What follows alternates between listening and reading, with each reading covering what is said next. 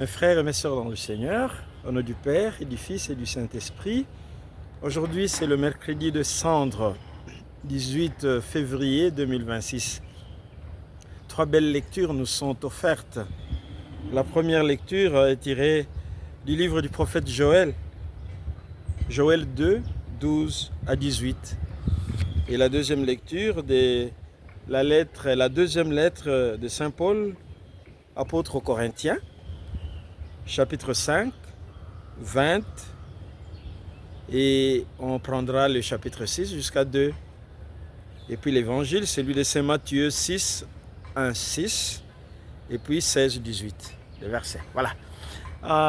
La lecture du prophète, le prophète Joël, ça c'est un appel du Seigneur, un appel pathétique de notre Seigneur.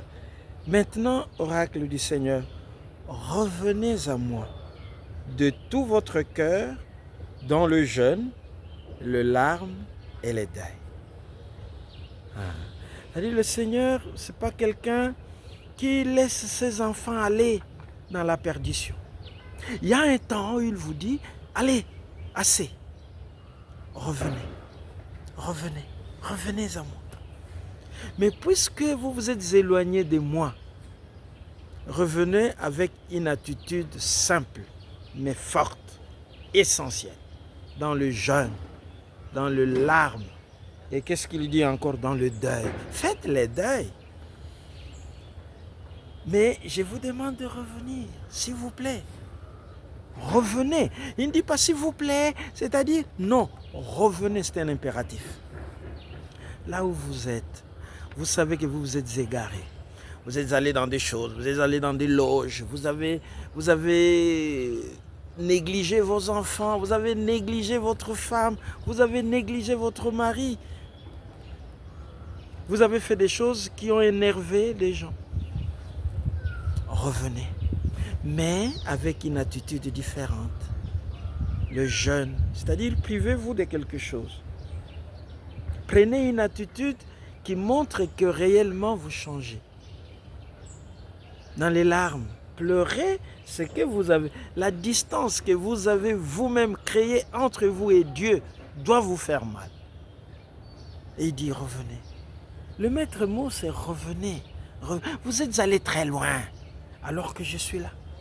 Revenez. Revenez, dit le Seigneur. Et la deuxième lecture, ça c'est Saint Paul. Waouh, Saint Paul, vous savez, lui qui a fait cette rencontre sur la route de Damas, il a vraiment des choses extraordinaires à nous dire. Et qu'est-ce qu'il dit? Laissez-vous réconcilier avec Dieu. C'est le même esprit. En fait, revenir à Dieu, c'est nous réconcilier. Nous réconcilier, c'est-à-dire reconnaître notre tort, notre péché et dire maintenant, avec le Seigneur, nous marchons sur de nouvelles bases, comme il le désire, comme il le veut. Laissez-vous réconcilier avec Dieu. Lui n'a pas connu le péché, mais il vient pour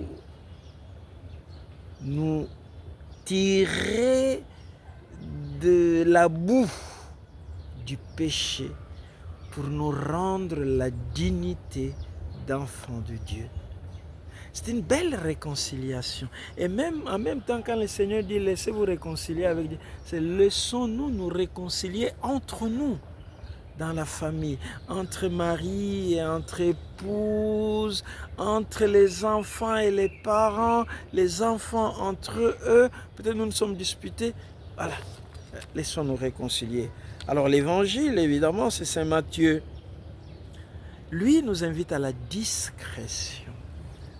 Il ne faut pas que pour le bien que nous réalisons, nous puissions finalement sonner de la trompette pour que tout le monde sache.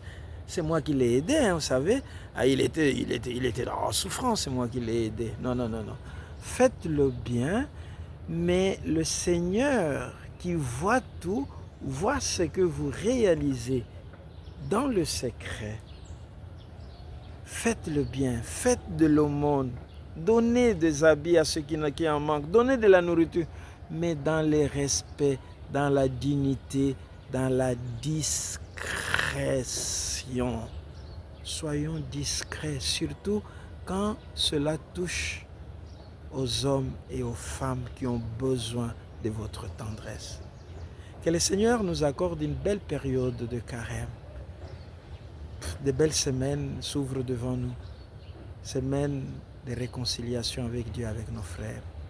Que le Seigneur vous bénisse. Au nom du Père et du Fils et du Saint-Esprit. Amen.